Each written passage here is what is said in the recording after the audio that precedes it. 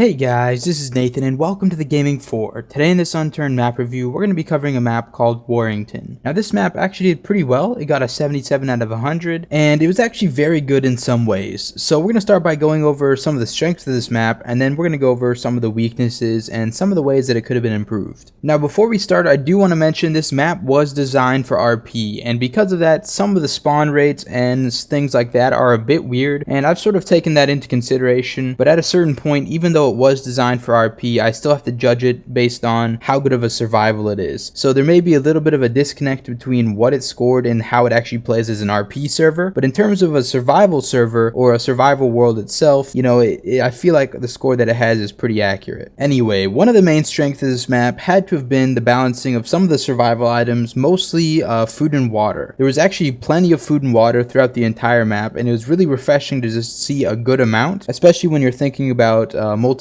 servers where you're going to have a lot of people relying on those few amount of spawns. There's also a decent amount of clothing spawns as well, which was really nice for extra bandages and other gear like that. Besides some of the key resources, this map also had a very good amount of vehicles, especially for multiplayer, but unfortunately it could have used just a little bit more vehicle maintenance gear. Now there was some, but it would have been nice to see just a little bit more. Now another main strength of this map had to have been just the overall style and feel of the map. Now it's kind of hard to explain why somebody enjoys that sort of thing, and it's more of a personal preference, but I really enjoyed the style of this map and I thought it was very unique, especially because it had the RP aspect to it, but overall it just kind of looked nice and it really felt nice to survive in that area. One last thing that was actually pretty nice to see is there's a good amount of recent mechanics that were actually applied to this map, including dead zone, of course. There's actually a kill zone somewhere in the map, also a functional train that was very nice, and the use of advanced safe zones in some ways that I'd not thought of using them before. So definitely very good in terms of the forward-thinking mechanics that have been added to the map, and so definitely worth checking out overall. Alright, so that's pretty much it for the positives of this map, so let's move on to some of the issues and some of the ways that maybe it could be improved. So one of the main things that this map was lacking was the total amount of locations throughout the entire map. Now this map was a normal size, but it was lacking in terms of locations, and there was a lot of space in between each location. Now relating to this, there was also a lack of high tier areas. Now there was only one dead zone, and that doubled as the only military zone on the map. So in terms of higher tier content, there really wasn't that much to work towards, and because of that, the survival was going to get boring after a little while. So if there is any way to redesign the map, add a few more locations in, make the distance between the locations a lot smaller by adding new ones in between, or just overall organizing it a little bit better so that you can have more major locations throughout the map. In terms of the detailing for this map, it was actually kind of below average. It was definitely not consistent. There were some areas that were pretty good, but there was a lot of copy pasting between certain items, and there's a lot of areas that just hardly had any objects in them at all. There's a lot that could have been done to improve the detailing, and it overall would have just made the map more interesting. Lastly, I found some issues with some of the item spawns that were not included in the map. One of the main ones was the lack of anti-infection gear, as well as some higher tier healing gear items. Now because of the amount of clothing, you don't necessarily need some of the lower tier bandages and dressings and that sort of thing, but there is a very large lack of anti-infection gear, so that when you do get in trouble by getting attacked by zombies and you're starting to get infected really bad, there's really no way to fix it. So maybe consider adding at least a few of those spawns in some of the locations, just so that you can balance that out a little bit. Another type of item that was quite missing in this map was a lack of all ranged weapons. Now there were some civilian ranged weapons spread out throughout the map, and there's actually a decent amount of those. It definitely would have been good to see more ammo for those, but there was a huge lack of military weapons, and that is mainly because there was only one military location in the entire map. So once again, improving the locations, making more of them, definitely would have increased the amount of military spawns in general, and would have made the higher tier content of the game a little bit better. The last item and the last thing I wanted to mention that could have been improved about this map was the lack of farming gear. Now, I don't normally mention this, but